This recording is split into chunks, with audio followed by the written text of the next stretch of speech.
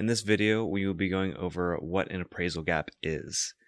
My name is William Singh. I'm a local real estate agent in the Portland, Oregon area, and let's dive right on into it. So an appraisal gap is the difference between the list price and the appraised value. This is something where if the purchase price is at $500 and we then have a appraised value of $480, the difference between those two being $20,000 is the appraisal gap. This is one of those things that when appraisers are looking at the value of homes, they are typically looking backwards. So just keep that in mind, and they don't always predict kind of where that price will be or where the appraised value is. One of the things to also note is that appraisers do get it wrong sometimes. There have been instances where the appraiser has not noticed a certain feature of the home, whether it be backed up to a green space, hey, there's some extra square footage, things of that nature that are good things to actually add into the value of the home, but they are forgotten for whatever reason. An appraisal gap coverage is when you are covering a portion or all of the appraisal gap if something comes up with the different value between the appraisal and the purchase price. This is one of those things that is basically pre-negotiated when you're moving in to have an accepted offer or having an offer that's going to have more favorable terms when it comes to purchasing a home for the seller. This is one of the tactics that has arisen based off of how competitive the market has been, and is one of those things that is a critical factor in some instances of whether or not you get this home or not. There are 4 potential scenarios when an appraisal gap does occur. Number 1 is when the buyer just pays for the entire appraisal gap. This is obviously not super ideal, but sometimes the appraisal gap may not be a huge amount.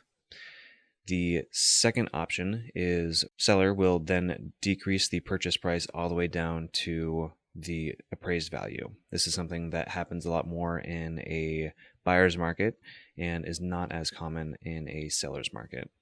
And then option number 3 is where most of the time it will go, is there's going to be a combination of the purchase price being lowered and then the buyer covering up to a certain amount for the appraisal gap. This is it meets somewhere in the middle usually. And then the 4th option is for the buyer to walk away. At this point, this is one of the contingencies that most buyers have unless this was waived, and you'll be able to walk away and say, hey, we can make this happen. And at that point, it's still really up to the buyer, but usually there is some negotiation room, and especially when the market is climbing, it does make it a little bit harder to kind of go back to market. So usually these are the 4 main scenarios that usually play out when an appraisal gap does happen.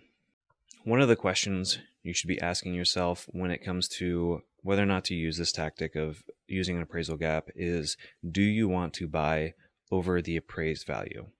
Now, this is one of those things that if you hold on to real estate for long enough, it will most likely appraise or get better in terms of the value that it has. This is an investment and it is an asset, which means that it's growing your wealth. If that is something that you don't want to do, then that's totally up to you. This is just one of those things that you should ask yourself before you're really starting to dive into making offers, so that way you understand whether or not this is something that you want to do. Another thing to point out is, hey, I know this is not a fun topic to talk about, but in the sense of asking family and friends of whether or not you could potentially borrow or have them give you funds. This is something that is, I think, very taboo in a certain sense when it comes to money, but there are a lot of people, or in some of my clients as well, who are asking for help from families because it is getting really expensive, to be honest with you, to do this. And there are definitely scenarios where, especially when you're a little bit younger, you have a lot more student debt, and there's other scenarios kind of playing into the factor. It's a lot harder to buy homes now than it was 20, 30 years ago because of the fact that the interest rates and the prices have changed so dramatically.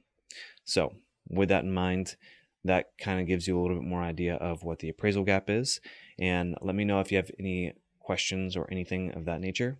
If you liked or thought this was a great value for you, feel free to share this content and also hit that like, subscribe, and hit that notification bell as well. It would be greatly appreciated. Thank you so much for watching.